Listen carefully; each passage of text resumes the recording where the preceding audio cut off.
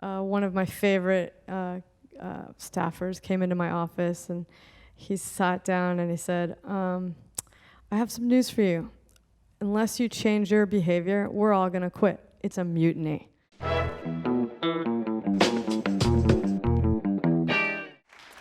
Thank you, Jennifer. And thank you, everybody, for being here. I'm so thrilled to be here and honored to be sharing the stage with these wonderful women who I will introduce in just a moment. I'm a little nervous. So I'm Jessica Bacal. I'm the director of the Wordle Center for Work and Life at Smith College in Northampton, Mass., and I'm the editor of Mistakes I Made at Work. The idea for this book came to me as I was creating the Wordle Center. At that time, it was a new integrative leadership center for Smith students, and I'd go to leadership conferences where panels of high-achieving women were often asked to talk about mistakes. The thing was, they rarely told stories that actually made them vulnerable. Those kinds of stories are really hard to come up with when you're on the spot, of course, but I just kept thinking, I'd like to hear about real mistakes and about how these women were able to succeed in spite of them. This was partly because in my new role, I was making plenty of mistakes.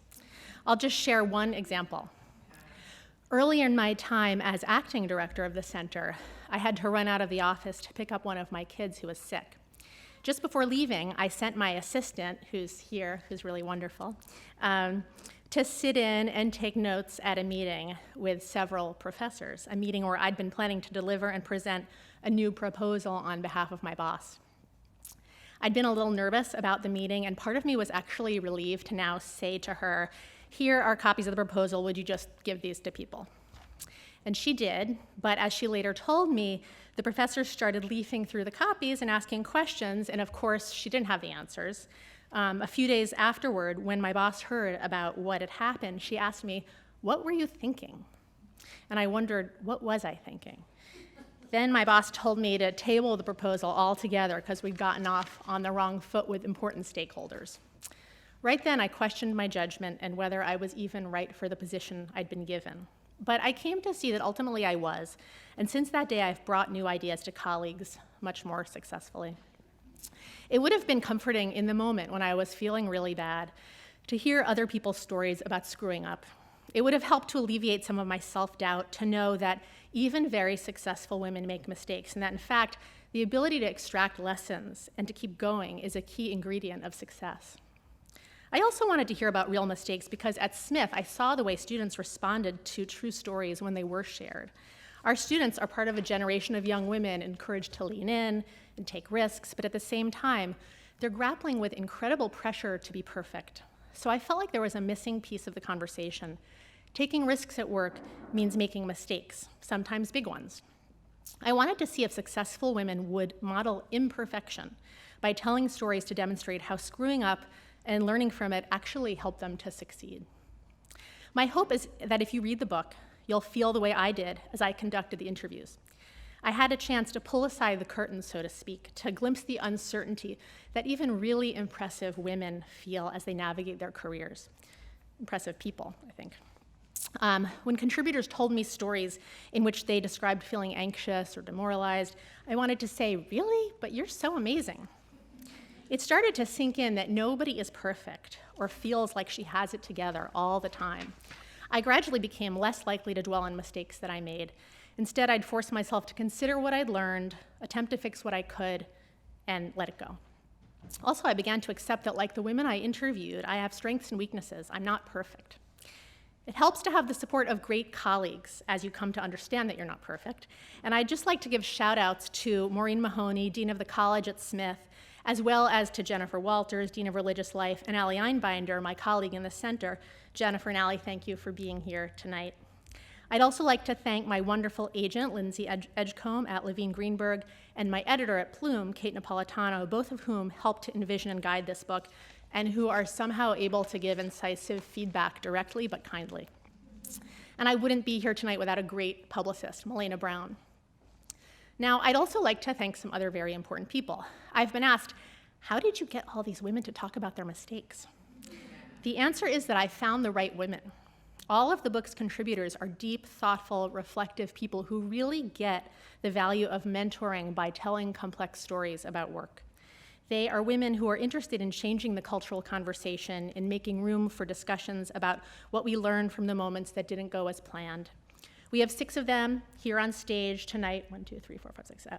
And I'm hoping that additional contributors will be joining me at other events, including some whom I believe may be in the audience tonight. Teacher and activist Ileana Jimenez. Are you here? I am here. Yay. Get on stage. Journalist Alina Tugend. Are you here? Yay. And possibly Corey Latham, who's an engineer. I don't know if Corey can make it, but okay.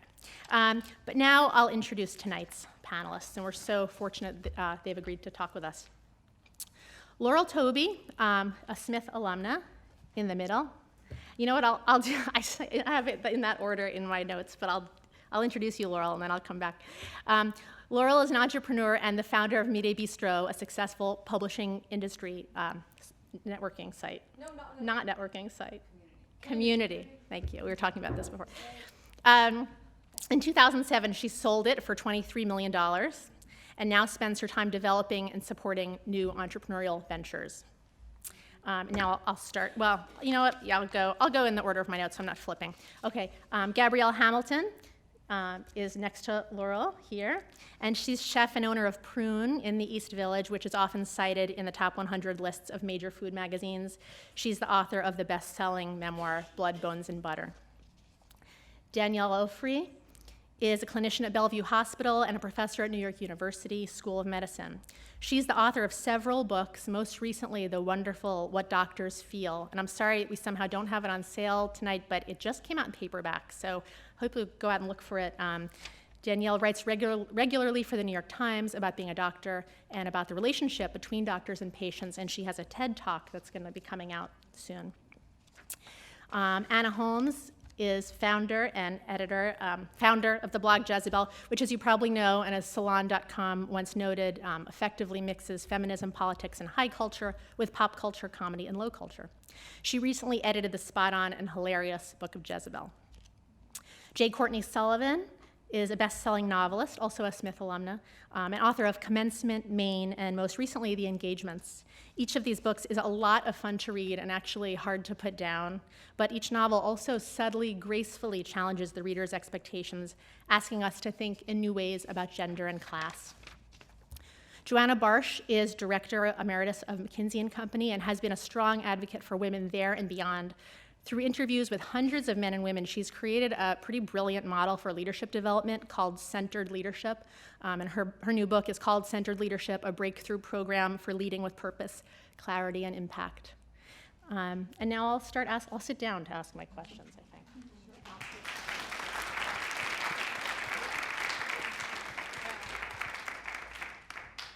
Are these on? Are they on? Is this on? Yeah. Yes. So, my first question is, can you talk about a mistake that served as a kind of touchstone moment for you? And would you take us through realizing you'd made the mistake and how you felt about it and what you did right afterwards? And how much time do you have? and you each have about 4 minutes, I would say. I'll start, because mistakes in medicine often have dramatic consequences. And so I'll just give you one of the many that I've made over my career. So I work at Bellevue Hospital, as many of you know. It's the oldest public hospital in the country, and I trained there. And I trained during the height of the AIDS epidemic. And so for us, call nights were long and brutal. And patients came in, they were sick, they were hemorrhaging, they were 104 with microbes laying waste to every organ in their body. And so the trick to surviving call nights at Bellevue was to turf as quickly as possible. If you could get a patient off your service, to surgery or dermatology or geriatrics, off medicine, that would be one fewer patient on your roster. So one of these long call nights, our 10th or 13th admission, was the dreaded nursing home patient with altered mental status. That is the demented nonagenarian who someone thinks, looks a bit more demented today, let's admit them to the hospital. And for us, who were knee-deep in septic, febrile, bleeding, crashing patients, this was a total eye roller. I thought, I've got to turf this patient as quickly as possible. And so we had this holding ward at Bellevue for patients who were totally stable, just awaiting transfer to a rehab or a nursing home or needing home services. So I called the IMCU docs. I had this patient's totally stable, labs fine, radiology fine. Someone told me all that. Stable, stable, stable, just got to go back to nursing home. Come on, come on, come on. And I railroaded this poor doctor to taking this patient, which he did.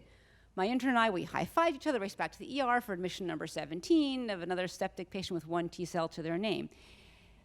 The next day, I found out that the patient I had transferred had an intracranial hemorrhage. They were bleeding in their brain. But I had missed that because I hadn't looked at the CAT scan myself. I got a report, radiology fine. I took that on faith and transferred the patient, and I missed it. Now, there's redundancy in the system, and a radiologist saw the bleed, and they called neurosurgery, who plucked the patient from IMCU and brought them to the OR, and the bleed was drained. So in fact, this error might go down as a near miss, because the patient actually got the same appropriate treatment, despite my blunder.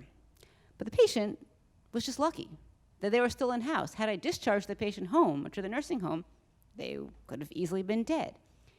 And so I knew I had made the error. I immediately knew I hadn't done my due diligence. I didn't look at the scan myself as I should have. I was so ashamed that I had not done this, and so ashamed that I didn't tell anyone. I didn't tell my intern, I didn't tell my attending, and I sure as hell didn't tell the patient or their family. I didn't tell anyone for about 25 years till I finally got the courage to write about it. And looking at it now from the distance of this many years, I think about, and as a medical educator, what a lost opportunity. Had I had the strength to tell or been in an environment where talking about errors was considered a strength and not a weakness, my attending could have talked to me about how the error was made, how we could have prevented that in the future. We could have gone to the bedside, and my attending could have modeled how do you speak to a patient and their family about a major medical error. But I was so ashamed and felt like such a failure that my response was to completely clam up and completely hide the error. And I'll leave it at that. Thanks. Thank you. Do you want to? Sure, I'll go next. Being a writer, we have no circumstances of any consequence at all, really, ever. So this is a good follow-up to what you just said. My closest and oldest friend is a nurse at Brigham and Women's in Boston, and every time we talk about our work, she's telling me about being with people at their bedsides as they die, and then I'm like, well, I make up imaginary scenarios, and then the passive voice instead of the active voice. Right, exactly, yeah, okay. So anyway, I, from a very young age, wanted to be a novelist. I knew that's what I wanted to be, but it's hard to just sort of graduate from college and become a novelist unless you have incredible talent, connections, or trust fund, I guess, or all three. I didn't really have any of those. So I started off my senior year of college asking fiction writers who I admired what they did for work before becoming novelists full-time. And an answer that I got a lot was I worked in magazines. I was a magazine writer. So I said, okay, that's what I'm going to be. Now, magazines have changed a lot since a lot of these people were telling me about this. But I came to New York.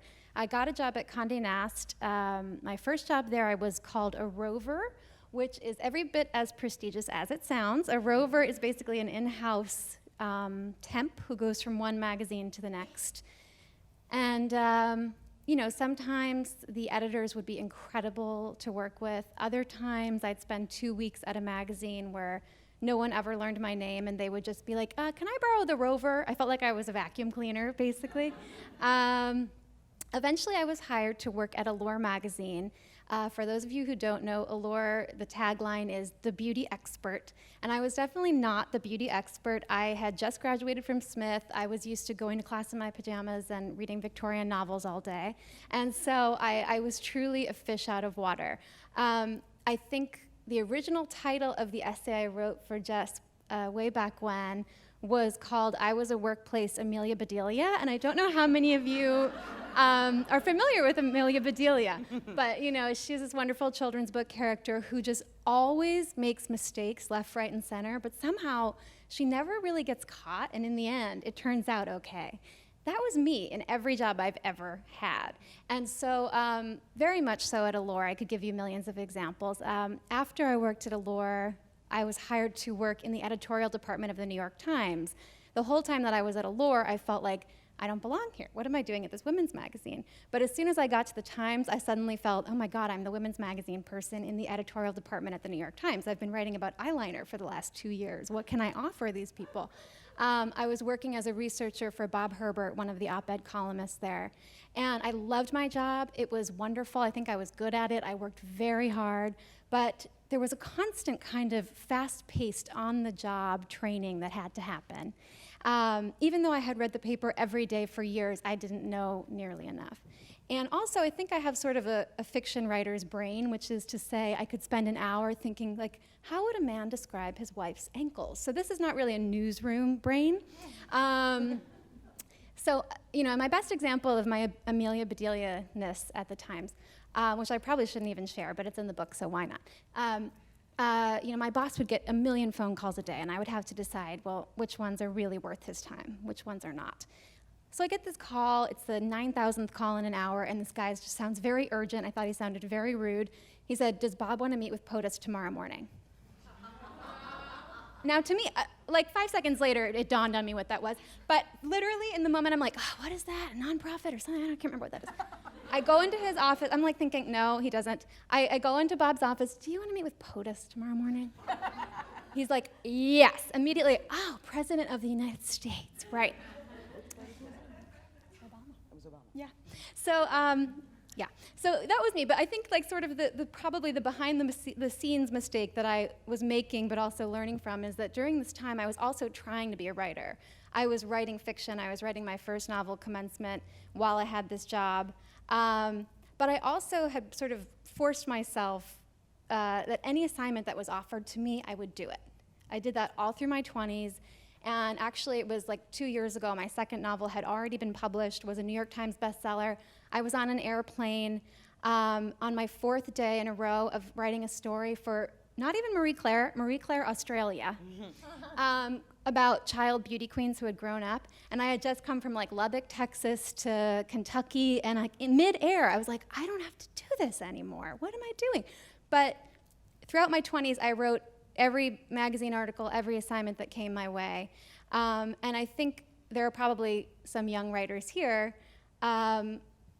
Writing is a job where you kind of can't hide your mistakes. They are there. Unlike the POTUS thing, which no one ever knew what I was really thinking until right now, I wrote things that I would end up sort of regretting sometimes. And I've given this a lot of thought, and I kind of think that there's not really any way around it. As a young writer, all you can do is kind of keep going, keep writing. I remember there was something that just I thought was appalling. That was like the first 5 entries in my Google results. And I was telling a friend this, and she said, well, you just have to keep writing, write more, so that it gets pushed down and no one ever sees it. And she was right, and that's what I did, so. Thanks, Courtney. Anna, do you want? Yeah. I was thinking about what mistakes I would talk about, and then I was thinking about all the jobs I've had and the mistakes I've made, and it feels like they went from kind of minor to bigger. So, for example, my first job, I was a newspaper carrier.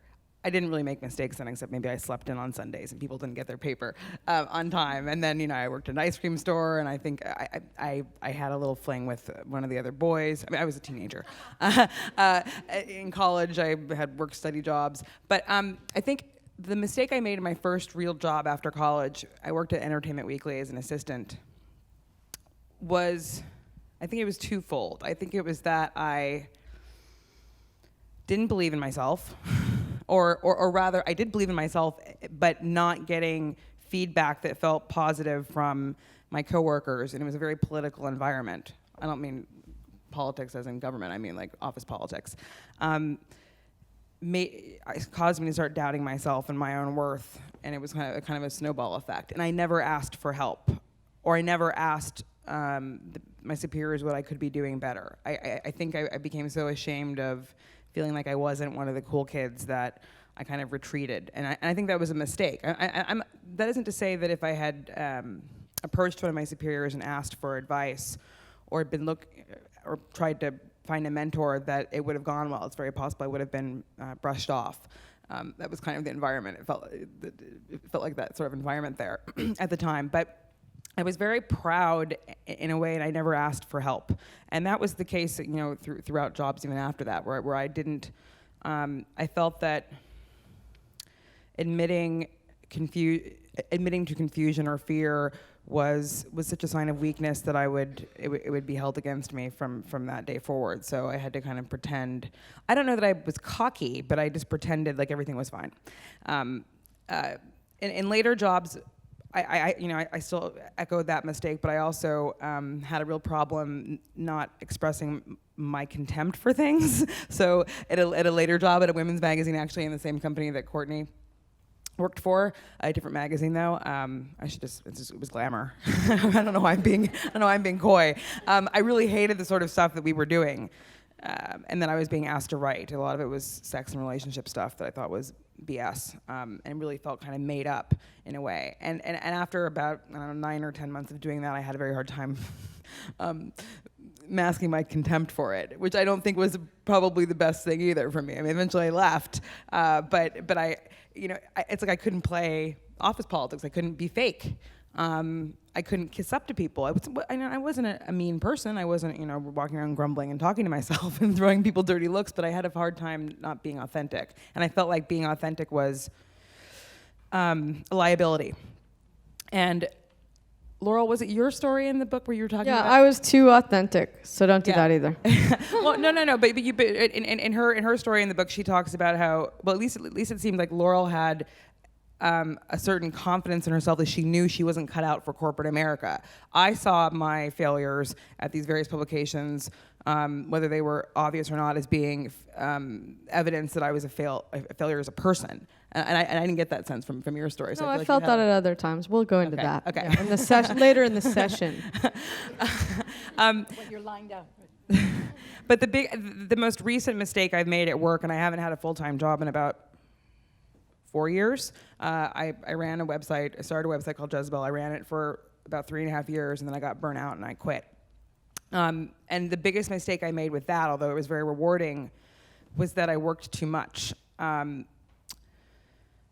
I didn't know how to say no to other people or myself, and I felt so invested in the success of this thing because my name was at the top and because I had people below me who worked just as hard as I did, and I wanted them to succeed in the eyes of the world as well, that I didn't know how to turn it off, and I became very unhealthy.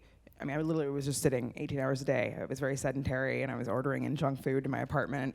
It's probably getting too personal, but like my husband and I started not getting along. We ended up splitting up. I mean, I wouldn't say regret that I worked that hard, because I did get results and there were dividends and it was very rewarding. But I do think that my inability to delegate, to ask for help in a way of people below me, in previous cases had been asking for help from people above me, really made my situation kind of untenable and unsustainable and unhealthy, and I couldn't do that again. So on the one hand, it was a good lesson to learn because I won't do that again. On the other hand, it seems like there was a lot of damage that was caused just within my personal life, and in my psyche from not knowing how to say no, from not knowing how to turn things off, from not knowing how to ask for help and and being able to delegate. Because I'm one of those people who thinks that, well, it's just easier for me to do it.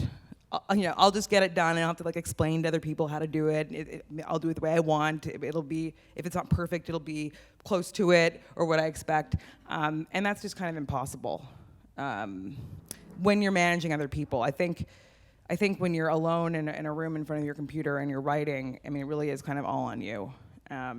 And you can ask people for help. You can ask your friends to read your drafts. You can ask for feedback from editors, and so on and so forth. But ultimately, it's up to you to start typing. But managing people is a whole different thing. And I think that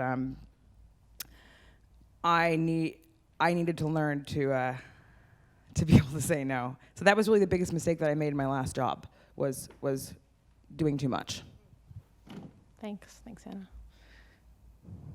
Joanna. Right. So I really did a mess up, but we only have 4 minutes. So, and like Madonna in the song, I have to get you on ha. So here goes. It's back in 1980. The mistake that I made in 1980 was not so bad. The real mistake was that it took me 33 years until we actually talked about it for that mistake to finally get off my back. So here it is. I'm sitting in the basement of a very august client. There are these huge books, and I am pulling out data on advertiser spend, how much money they put into this particular magazine property. And it's in data, because this is before the year of the personal computer, for those of you who are not born before 1980. And the Xerox machine would have worked, except that the books weighed 50 pounds each, so I couldn't get them to the Xerox machine. I therefore created a sample of maybe 100, 150 advertisers. I was told to create an algorithm, you see, because I was a summer intern at a consulting firm. I had to look that up because I didn't know what an algorithm was. So that was not actually the mistake. I collected the data in one very long night. I had literally about 30 sheets of paper. They were this big. And I thought I'll just add it all up and segment it and we'll be done. And about 1 a.m., I had added it up 3 or 4 times and never gotten the same number again. Now, I was in business school, so you might be thinking now, what? It was the wrong career. That was her mistake. Yeah, but that was not the mistake. The mistake was that with my fine arts and English background before business school, I drew the chart, and I didn't like the way it looked. So from the first year to the last year, we were supposed to see my segmentation brilliantly show that certain segments were growing and others were shrinking, and aha, this was the insight that the company really needed.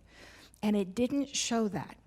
It kind of just showed some lines going up and some going down and basically nothing. So at that hour in the night, a lot of things are possible. The next morning, this brilliant chart was given to my boss, the engagement manager, they're called, and it went into the pack for the client, and I went back to business school, and I thought nothing more other than I had a job offer. And about 3 weeks later, the phone rang in my little tenement apartment. So I let it go to voicemail, because the phone message basically was, "This is John. We're doing the second study for this client. They liked your work so much that they've asked us to redo it with new updated information, and I can't figure out the algorithm that you used." So I ignored that, and the next call came, and the next call, and 3 weeks later, I realized that God was going to smote me, and I couldn't. First, I told him that I lost my notes, and then I told him that I could not really remember what I had done because the schoolwork was so engrossing. And then finally, I called up the man who had hired me and said, "You probably don't want me to come. I lied, I cheated, I'm terrible, and this mistake, I can't even live with it anymore. I can't sleep anymore. You've got to just take the mistake from me." And he laughed. He laughed. Now, my husband, who is Israeli, I have to admit, David, that he said, guys do this all the time. It's called just, throwing the outliers. Is that right? You throw the outliers out so the rest of the data looks good. All the bad data, as in what you don't want to find, leaves, and then you're left with good data. So that wasn't the mistake. The mistake was that for 30-odd years, I carried the guilt. I was not absolved of this mistake I had made. I was so ashamed that when the magazines were calling Jess to write these stories, I kept saying, "I can't tell you who I work for because they might fire me," but actually retired a year before. Is it possible to be fired posthumous? Because this may be the case for me if God does smote me. At any rate, I've written a lot of work on centered leadership, and what I've learned is that women, and me in particular, carry things for a very long time in our striving for perfection. And Anna, that may have been something that you were thinking of as you were thinking of yourself and your worth. And we do it for a variety of reasons. And in my case, one mistake was enough on the scale to obliterate 30 years of good work. I admit it to you all, and now I feel like I'm in an AA meeting. I'm Joanna Barsh. I lie and cheat like everybody else in the human race. Good. So, and I'm sure you say, well, you never did again. And the answer would be, actually, I have made like white lies, from time to time. And that's the end of my story. Thanks, Joanna. Gabrielle? I'm searching. You're still searching? Do you want to pass it to Laurel? Hi. So I don't have any one example because I make mistakes all the time, pretty much all day, every day. No, most of my mistakes are with people because I don't like them. No.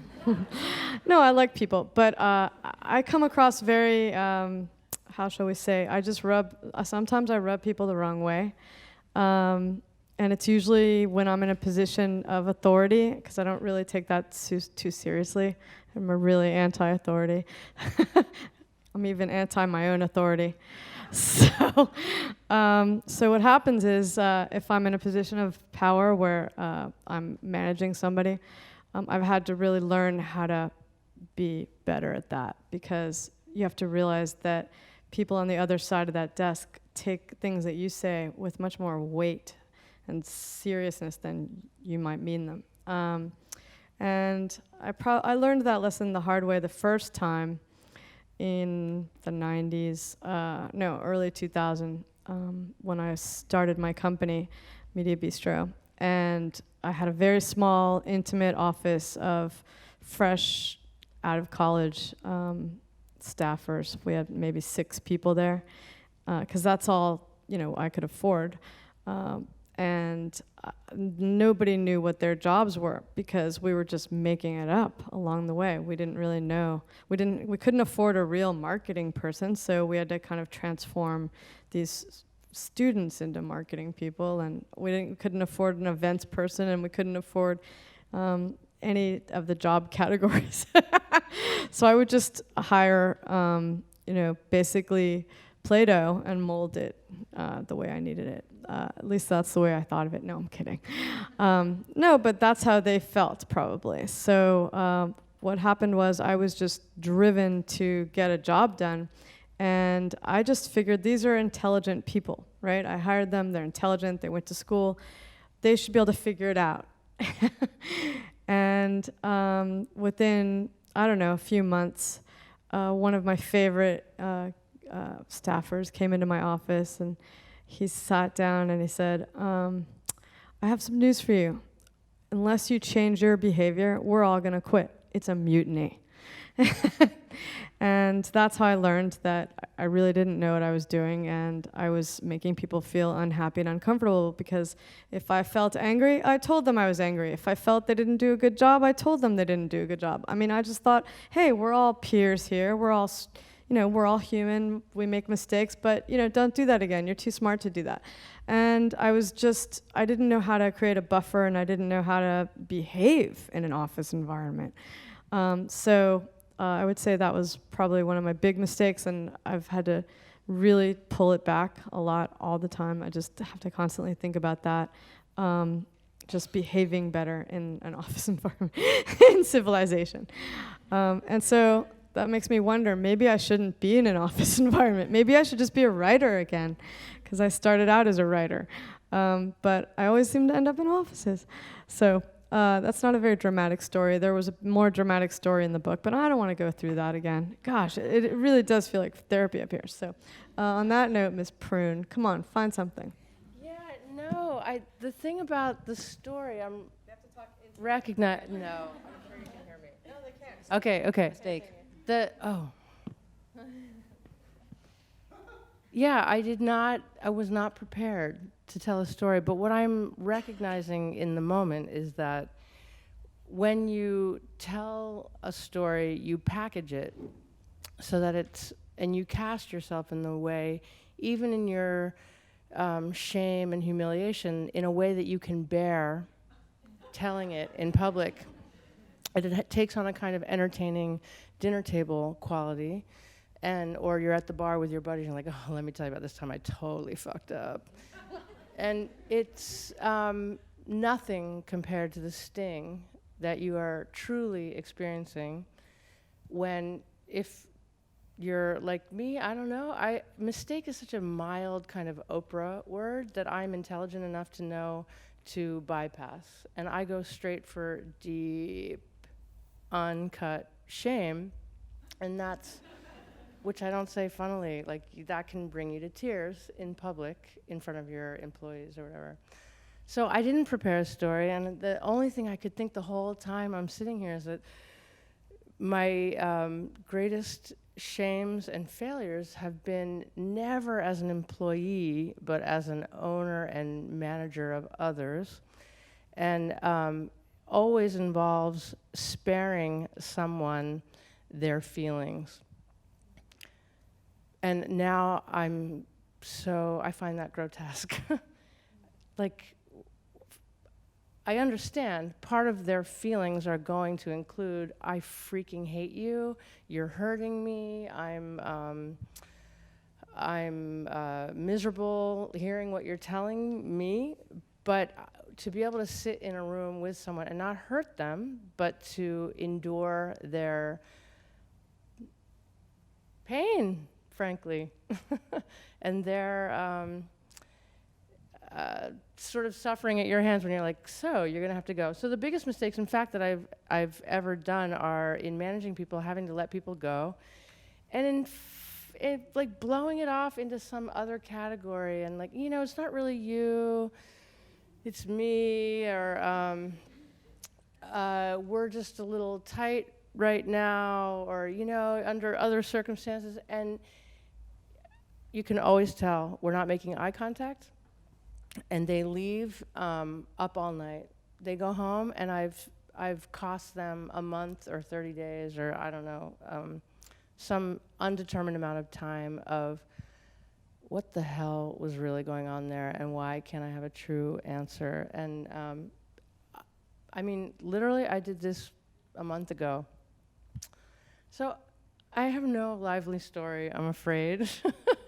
The shame is like knowing the difference. I was thinking about it on the way up here, that I grew up in baseball. Does anyone play baseball? Like, I was a little league player. I played a lot of baseball. And when I came into baseball, they were not girls. So I played on this mixed gender team, and I was like the only girl, or the second only girl. And we would play with like 14-year-old guys who would like drive these mother effers down the, field to you, and it was 8-14, that was the league. Anyway, my point is, the coach, those ones that fly and bounce down the field at you, and the advice is always like, you gotta run up on that, you gotta run up on that, and that protects you from the erratically bouncing ball. And of course, when you're in one of those moments, metaphorically, all you want to do is like freaking run the other direction, and you want to flinch and like, oh, it's your ball.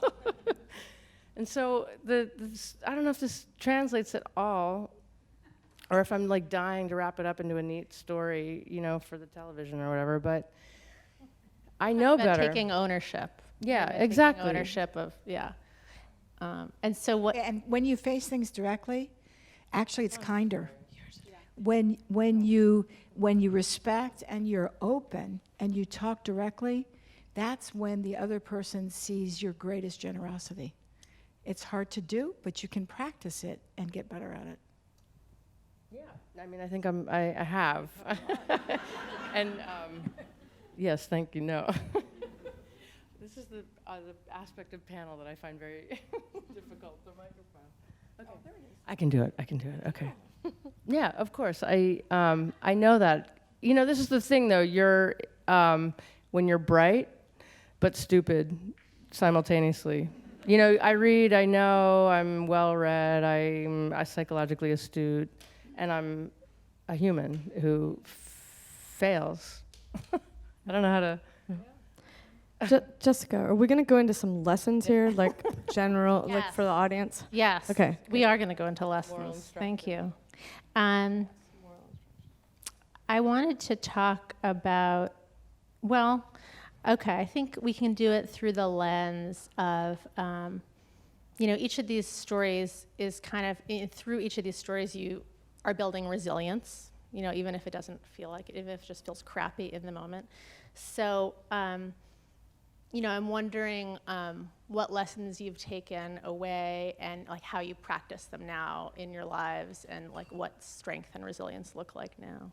I'm just shocked that I feel like you did all the time, even at my age, even at my, position. I can be reduced to this big just by somebody, And I don't know if any of you guys feel that way, but why is that? Why is it women? Because my husband never talks that way. So that's my question to everybody. I think it happens less to me than it did when I was younger. Which is a good thing about getting older, is that I started believing in myself more. But what if you approach a new situation, right? And it's different. I guess I feel like I've met enough people who don't know what they're doing that seem to like be able to persevere. That's a nice way of saying a lot of people who are full of it, who like don't know what they're doing, but seem to like exhibit this amazing confidence that I'm like, well, if they can do it, I can do it. I mean, in a way, people's BS is, I don't even call it inspiring, but it. Like we all know someone who's like, what?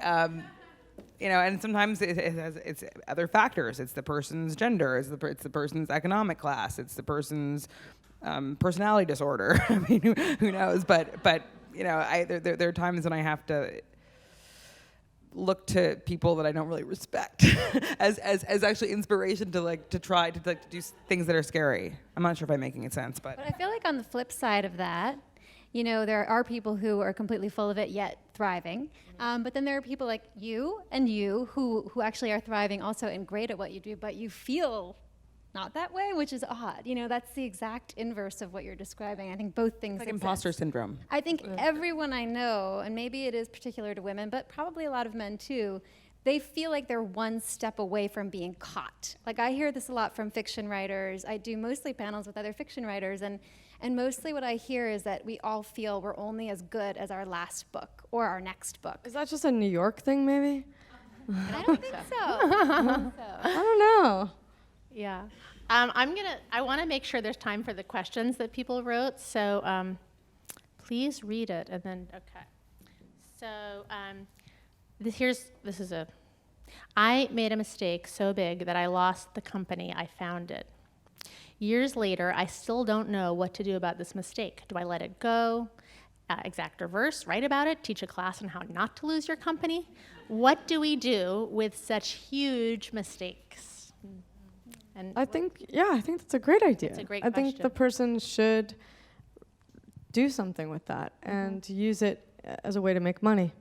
Definitely. Yeah. No, why not? I mean, seriously. Well, I might suggest as a way of educating others. So when I take on a new medical team at the beginning of a month on the wards, we sit down, introduce ourselves, where are you from? And then I lay out all of my mistakes. And I tell my interns and medical students all the ways I've screwed up and patients I've almost killed and things I missed, and go through the whole list. And I also read with them papers of people talking about their major errors. And it's eye-opening that when your superior, opens the session with, here's how we all screw up.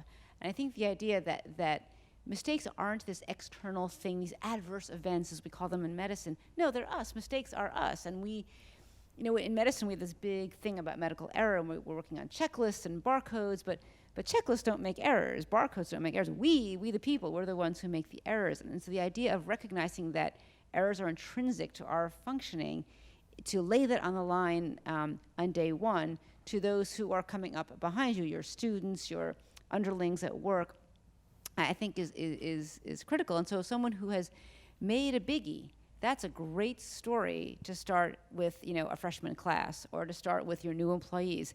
Here's what I did, and then here's where I am. I didn't die. I didn't crawl under a rock and rot away, but I still managed to go on and do these other things. So I always talk about the mistakes. We make a mistake, but we aren't the mistake. The mistake is a thing I did, but you are not the mistake, and that's an important distinction to lay out for other people. I also feel like making mistakes is a sign of someone taking a risk, which is a great thing. So if you've made mistakes, then you've actually been fearless in some ways in your life. I mean, that's my kind of positive spin on it. Have you guys noticed in the press when a man takes a risk or when a woman takes a risk and fails, like who gets written about more often?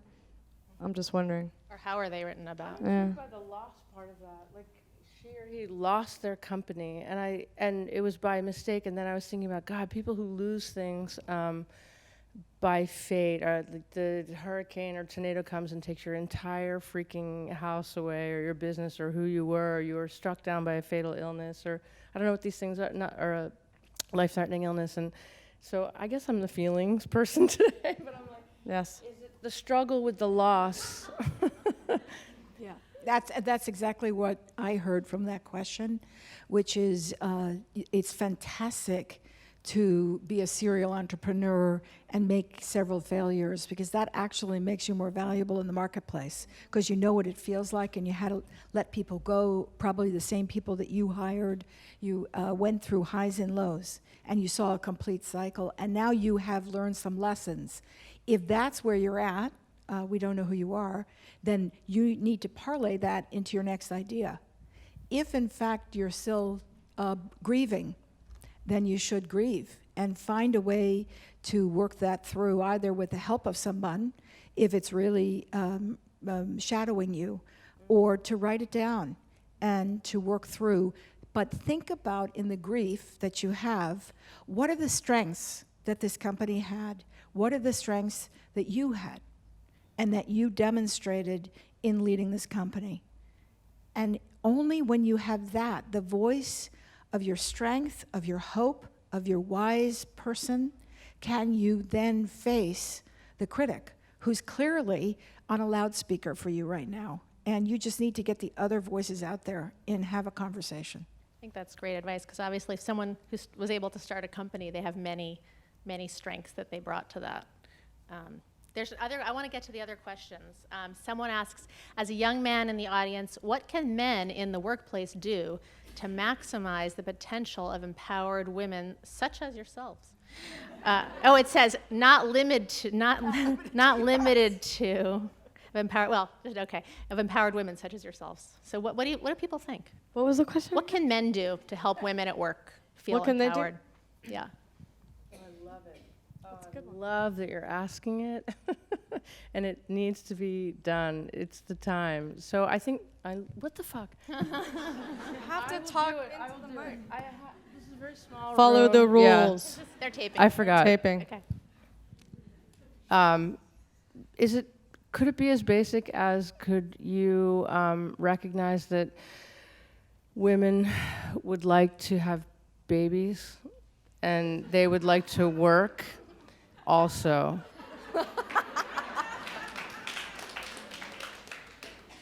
That's a really important one. I mean, I have a question. Is this the manager person, or is this a peer? In any aspect. I would imagine wherever you are. any, just for myself, I can think of men who don't supervise me, but who are great colleagues and kind of help push me forward in my career just by saying, hey, let's apply to present at that conference, or, have you... Shall I give you a personal example? And it was only a year ago, another mistake. Somebody called me. It was the CEO of a Fortune 500 company asking for women to be on his board. And I gave him a list of wonderful women. And he said, well, what about you? And I immediately said, I'm not qualified. And he said, well, wait a minute. You do a lot of retail work. And I said, I haven't done any in the last 2 years. And he said, would you, maybe you should think about it. And I said, I think you could really do better. And so I hung up and I went home, and the man in my life said to me, are you an idiot? You call that guy right now and you tell him you're an idiot and that you would like to be reconsidered if he's actually kind enough to do so. So I wrote him an email because I was embarrassed, to cause shame, and said I'd actually really like the job. I was just afraid. And I'm no longer afraid. And if you'd consider me, I'm on the board now. So that's what men can do. It's called push us out of the plane. Oh, that's good. Yeah. Oh, that's great. Also, I think men can. male individual can ask that question of his female coworkers. Like, I don't know that we have like a one-size-fits-all answer, but if he can ask them, what is it like to be you? Like, what is it like to be a woman in this office, or whatever the work situation is? What are your challenges, or what sort of challenges do you face every single day? Just to ask them what they need, what they want, what frustrates them. Yeah, I think that's what I am pointing to, that the office or the board or that is not so, that it could be feminized in a way, that the fears and needs and of the female could be recognized and mirrored by the male as well. And not, I want to dissent, I want to disagree. Sometimes women say shit that I'm like, oh, come on. But that they want to push you, or could it be that actually like you see a little bit of what we see and what we're doing and make it easier for us so that we're not having to do 18 things to year 9? I guess I would counter that and say to not make the big deal about women or men, that we should be encouraging all the people who are starting and not make such an emphasis, what are the women's issues? I think that what are all of our issues? What are our commonalities? What do we face as human beings, and how do we deal with errors? I think we all do. I think the imposter syndrome is common in everyone who steps into a major role of any sort, and to de-emphasize, the women's issues and the men's issues, and make it more of a communal issue. I don't know. I went from a women's magazine where it was very warm and nurturing to a men's. Well, it wasn't a men's magazine. It was Business Week, but it was mostly guys, and I noticed immediately the difference in the way people treated each other. The women were literally supportive, and the men, literally, one guy would say to another as they were passing in the hall, "Hey, Joe, you gotten balder?" The other guy would say, "No, Jim, but you got fatter." I mean, it was just like, and I'd say to my boss, do they not like each other?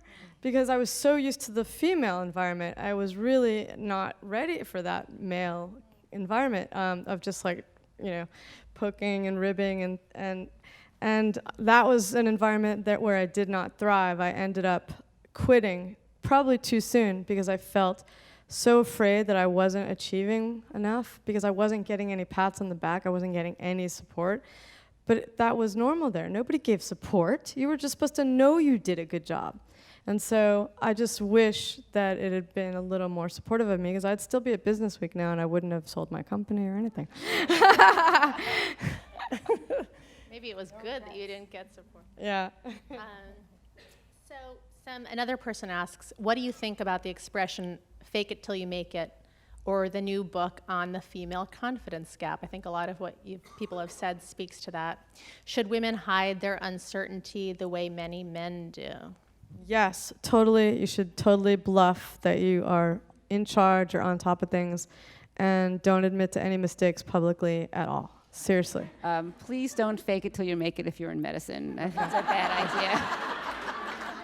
Yeah. I think there's a premium on learning how to be strong enough to say, I don't know, and I'm not going to fake it till I make it. And Yeah, so I did a study way back for an Italian company that was setting up Mr. Armani's shops in America, Armani AX. We invented that for America, and we went to meet him.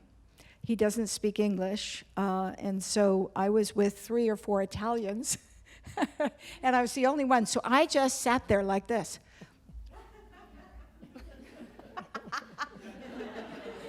And he thought I was so smart until he asked me a question. I was like, and so he didn't know I didn't speak Italian. But it only works, maybe for the first half hour or so. I think there's something, I remember when I was working for Bob Herbert, I think it was the same time that this group called the Op-Ed Project came into existence, and a lot of my friends, feminist friends who I really respect and admire, were teaching in this program. And the program is all about getting women to write their opinions, getting women to write opinion pieces. Did you teach in it? No. Okay. I didn't really get it in the time. I thought, well, is that really necessary? Are women afraid to share their opinions? Because I worked for a male columnist, but I was constantly giving him my opinions of what he should write. And he was very open and let me contribute quite a lot. However, later, when I tried to start writing opinion pieces of my own, I found it incredibly hard. And I do think, I realized, like, I was expressing my opinions, but I was hiding behind him. He was the one who, on the one hand, got the glory for expressing these opinions, but he was also the one who had to take all the shit. I didn't. You've written amazing opinion pieces about misogyny, which is something that he also wrote about. And I think as a woman writing that stuff, it's hard. Read the comments. I mean, the comments, you know, this is one of the things, I don't even, you know, I think for women writers, for me as a fiction writer, there's always a mistake in every novel that I write, and I always regret it. I really do feel bad about it because I know as a reader, if I'm reading a novel and I'm in the world of these characters, and I find, you know, even if it says she turned onto Elm Street from Grove Street, and I know that you can't turn onto Elm Street from Grove, it just takes me out of the story and it annoys me. As a writer, I always make one mistake per book, it seems like. With Commencement, which was partially set at Smith, since this was a Smith project in the beginning. I don't know if there are a lot of Smithies here, but there's this big party every year called Immorality. Does it still happen? Oh, it was an absolute shit show. But anyway, I can't remember if it takes place in Tyler House or Talbot House. Talbot. Well, I accidentally wrote Tyler. And literally the day that Commencement was published, I had like 20 emails from people saying, how dare you say that this happened in this house? My daughter lives in that house and that would never happen there. I was like, how have you even read the book yet? This is impossible. But novel writing is nothing compared to writing an opinion piece for a newspaper or a magazine or a website that will appear online. Because the online comments, especially when women write, are so frightening. Courtney Martin, who worked in the op-ed project and who has an essay in the anthology, and I did an essay anthology of our own about feminism a few years ago. And we did this panel at the Brooklyn Museum in the feminist art, you know, wing, and another panelist and I got into a debate about prostitution. You know, it was sort of a heated debate, but afterward we talked about it and we were fine. It was okay. A year went by, I never thought about this panel again, and someone sent me, you know, someone had been taping it, and someone sent me the YouTube link to the panel. And when I looked at it, the comments were so frightening. I'm sure you've experienced. Almost every single one was like, I'm gonna rape this woman. Everyone wanted to rape us. I couldn't believe that these misogynistic rapists are watching videos of the Sackler Center, you know, feminists. I go, what made this happen? You know, I also was asked for a friend to write something for CNN.com about, remember when Rupert Murdoch's wife hit someone in the face with a pie? My friend asked me to write about that. I really didn't want to. I had no opinion about it at all. I didn't care at all about it, but I did write this thing. And by the next day, there were like 1,000 comments that were so violent that they offered me protection, physical protection. This was a piece about Wendy Dang putting a pie in someone's face. So I don't know where I'm going with all this, but the point is that, you know, I think, at least for women in the world of writing, and especially online writing, there's sexism that is just so deep. Yeah, and I think it speaks to the idea of the confidence gap, which in my mind is like it's like the little piece of sky in a 1,000-piece puzzle. And I think, you know, what you're saying is a really concrete example, really blatant example of sexism, you know, horrible sexism in its worst form, but really second-generation bias that's really well documented and that's, you know, pervasive in the workplace still for women. So, you know, talking about the confidence gap, I mean, that's within the context of, I think, a lot of times, you know, workplace contexts where women are marginalized and might not even be aware, and the people doing the marginalizing might not be aware. You know, it's a very unconscious, it's unconscious for a lot of people at this point. I want to say something really quick about the confidence gap. I haven't read the book, but, you know, the idea that women have less confidence than men, I don't know if I believe that completely. I think maybe they express the fact that they have less confidence than men. Maybe because they feel freer to do so. I certainly think that girls are socialized in a way that, you know, come puberty or even a little bit younger. For me, it was like the age of 11 when I started to doubt myself, and that went on for decades. I mean, it wasn't like I recovered from that at the age of 18. It had very lasting repercussions. But I guess what I'm trying to say is that what's powerful is to admit. I think it's powerful to admit when you're afraid. I think where you feel weak is when you try and hide it and when you keep it inside. And so I don't agree with the fake it till you make it all the time. I mean, I definitely think that there's something to be said for trying to inhabit the persona you want to be, and sometimes that works for me, and sometimes it doesn't. So the data shows that women actually are less confident in the workplace. It might be different, to your point, in other parts of life. We ran research on men and women's ambition, willingness to sacrifice to get to the top, and their confidence that they will get to the top. And there was a huge margin between the men and the women. But to your point, Jess. But you fudged those numbers, right? No, those numbers. Sorry. If I had done it, I would have fudged the numbers. But actually, somebody else did this work. The reason is that it's 2 to 3 times harder at every level in the organization for women to get ahead. So that's the raw data shows you that. And therefore, if you have less confidence, sometimes that's because you have a harder challenge. We asked the men if they saw the challenges, going back to whomever asked that question before about what men can do. And it turns out that most men don't see the challenges that women have. Women see it in huge numbers, but men say, we all have challenges. The challenges for women are actually harder. So we do have a real confidence gap unless we're uniquely risk taker and, like Stella Remington, who was M in James Bond and then became the Director General of MI5, had tremendous amount of personal confidence. Well, hopefully that's a good thing in her job, but she's now a spy writer. I guess what I'm saying is that I think there's a certain confidence to saying that you're afraid. At least for me, at least it gets it out of my head, and then I can deal with it. And if I could admit, I'm really scared right now. And it isn't about projecting weakness. Again, it's about projecting strength through admitting to being human. But you have to use vulnerability tactically, right? Do you want to say more about that? No. How tactical? I do think you have to know when to be vulnerable and when not to. When to be confident, and I call it faking it till you make, you can bluff and be confident, but you also know when to use vulnerability to get what you want. Yeah. Cry? Have you cried?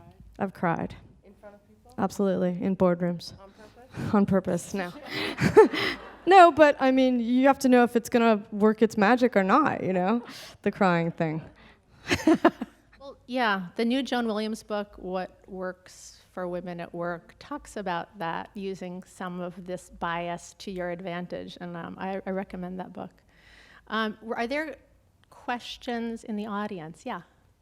Where is the lecture for men about their mistakes? I see these kind of lectures all the time about women and their challenges. Where's the lecture for men? I never see that. Have any of you seen that one? Love you. Men don't make mistakes. We all know that.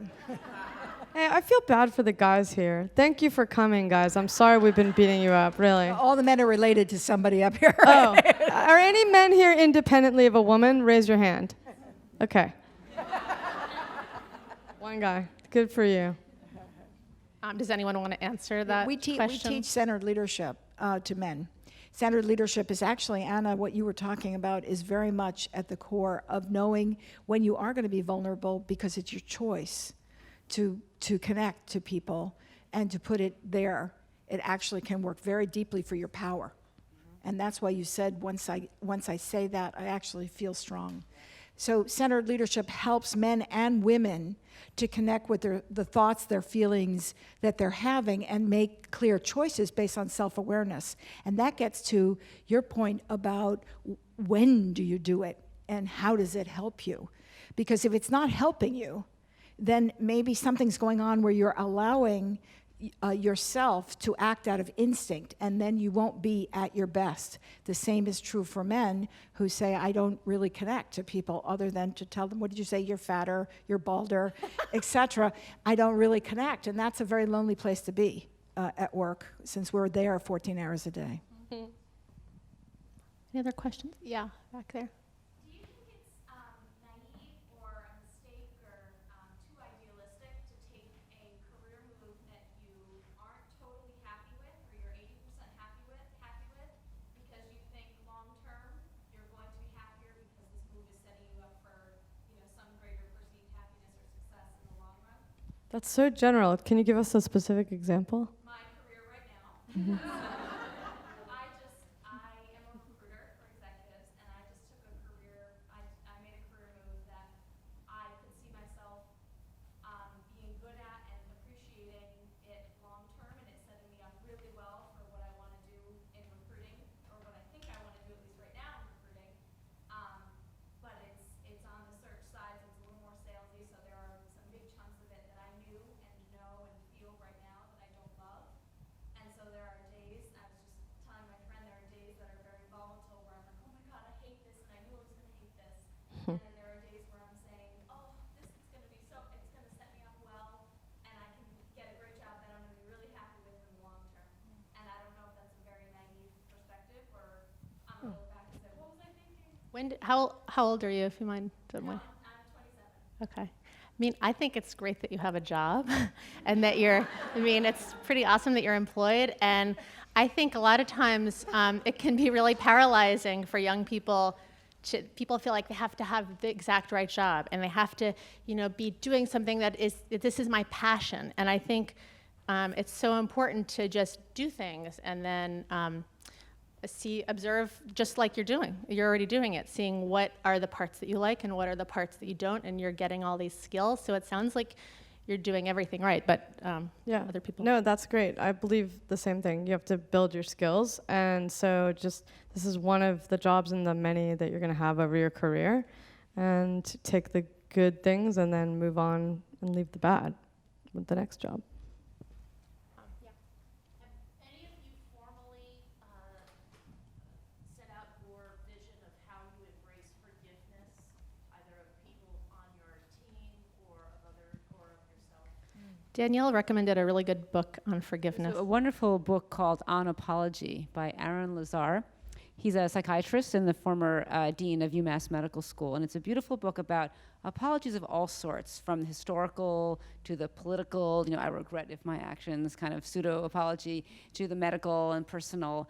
And he distinguishes between guilt and shame. And I found that distinction very helpful for when I faced my own errors. And guilt relates to the thing that happened. And guilt prods us to make amends, to fix things.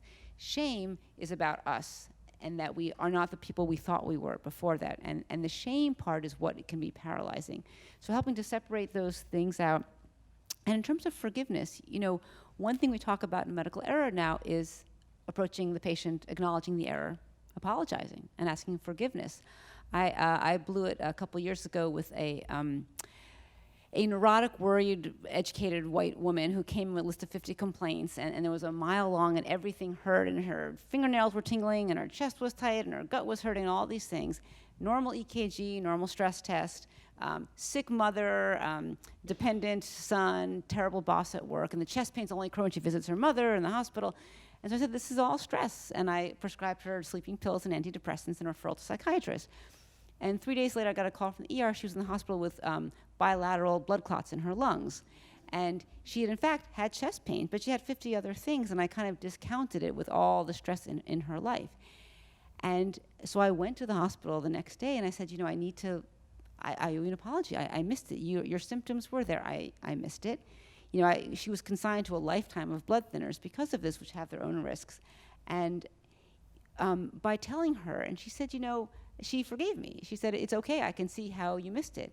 And for me, if I hadn't approached her, I think it would have been another one of those errors that stays in here for the next 20 or 30 years. And by getting a little more of the gumption to approach her and just lay it on the line, it made it much easier. So I think that apologizing and coming forward is a very, very important thing. From the other end, I think it's important for every boss to say to new employees, you're going to make mistakes, and it's going to be okay. I think you're great. That's why I hired you. I want to give you permission now to make mistakes in this job. I don't expect you to make mistakes every day, but yeah, I'm going to live with your mistakes, because we all make mistakes. I think that if everybody went and told their employees that, I hope you guys all take this into your office environments and tell your next employee it's okay. That I think we're going to have a better working environment. It sounds like you are good with people. What? Sounds I'm like learning. I'm learning. Other questions? Yeah.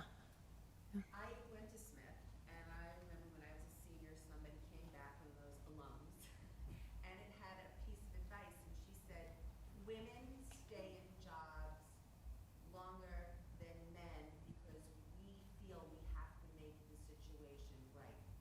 And over the years, I've seen myself and other friends stay in jobs, we're gonna fix it, we're gonna make it right, and then I can move on.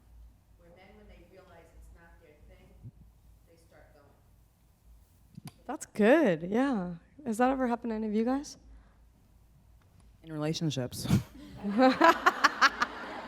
So women tend to stay, this is actually changing now with the current generation. Just the data will show you that that is absolutely true historically. And so those of us over 40, 45 are more likely to be loyal to even a bad job for much longer. And what's lying underneath it, I've done a lot of research around women at work. What lies underneath it is that women really value relationships and are so afraid to risk the relationship that they stay in situations and don't deal with conflict way too long. On the other hand, younger women today are much more likely to move around because they're in pursuit of either skills that they're building or ideals or just exciting adventures at work.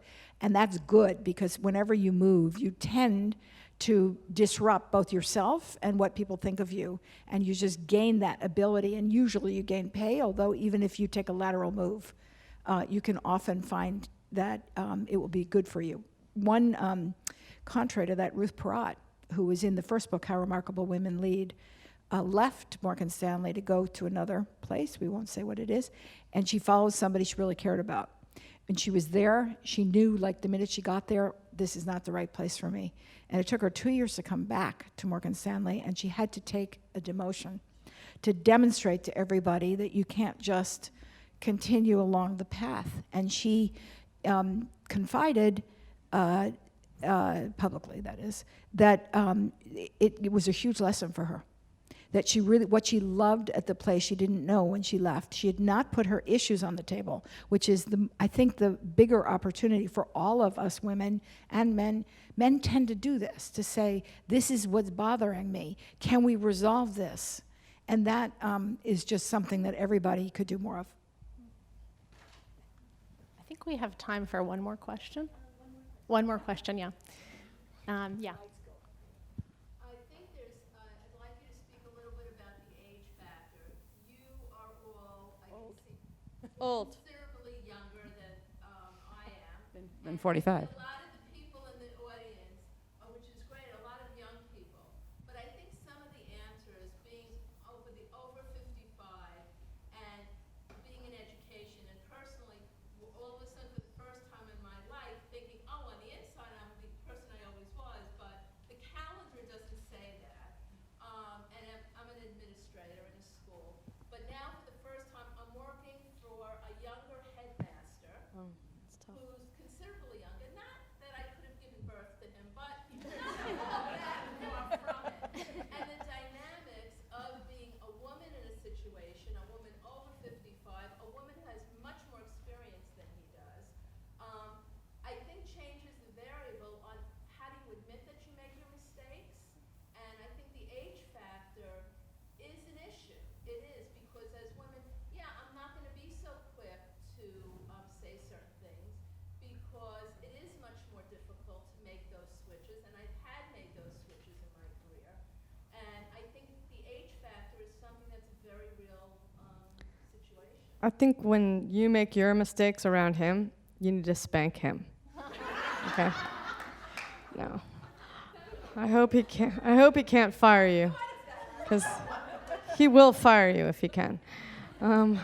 Yeah, what do we do when we're older than the people who are managing us? That's a good question. And making a mistake. That's a tough one. Do you want to share an example? Or Yeah, yeah. With two colleagues here. Okay. The thing is that I find of the age, which is a difficult thing, is the lack of acknowledgement that I have more experience. And I don't know if this is a male factor. I think to some extent it is. And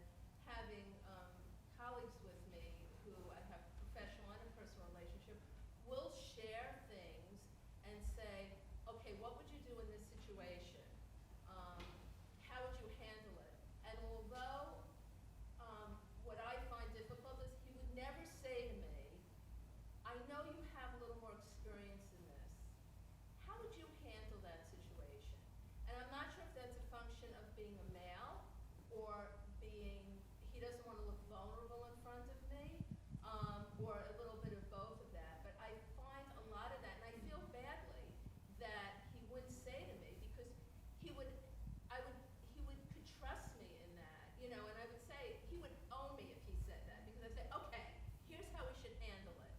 And he would have us all, if he showed that vulnerability, to say, what would you do? So it sounds like, Then yeah. he believed he knew what to do, and inevitably screwing it up. You know, Right. and- So it sounds like you'd like him to be able to be vulnerable to you, and you'd also like to be able to be vulnerable. Sounds like it's an environment where it's hard to be vulnerable. I mean, yeah. It's an age, it's a Yeah. male issue, but it's Yeah. not, it's also an age factor Yeah. for a woman being at a certain age and not wanting to expose those mistakes to others for fear it's going to reverberate later on in your career. That's a factor. You can ask yourself, what's the worst that could happen? And if it is, you lose your job, and that's really important in your situation, then you don't do it. Frankly, I mean, often the worst thing that can happen is you feel embarrassed. He's inept? He's just inexperienced. You know, there's something to say for building. But does he have good ideas? Did he have a good solution? I think sometimes the mistake is my credential is that I'm just curious what the proof in the pudding is. Does he make poor decisions? How did he become the headmaster? Are you upset that he's the headmaster? No, I think he's a good person. I just find Not that good person. Does he make good being a decisions? woman- No, and I think he knows what he's doing. He's not a mean individual, and he has good skills. Is he incompetent compared to you? Should you be the headmaster? No? Absolutely not. Okay. I wouldn't want that job. Okay. But I think that there's a factor of admitting mistakes when you're at a certain age and what the repercussions are for those mistakes. And I think you're younger, you can take more risks, and you can take certain positions that you've expressed here. But I think as you get older, you have to think more carefully about how you admit those mistakes, to whom, and under what situation. At your age, you shouldn't be making any more mistakes. Okay. With those words of wisdom, we're going to wrap Just kidding. it up. She knows. I know. Thank you so much for being here, everybody. Thanks for. And we have books. People will be signing their books outside if you'd like to get signed books. Okay.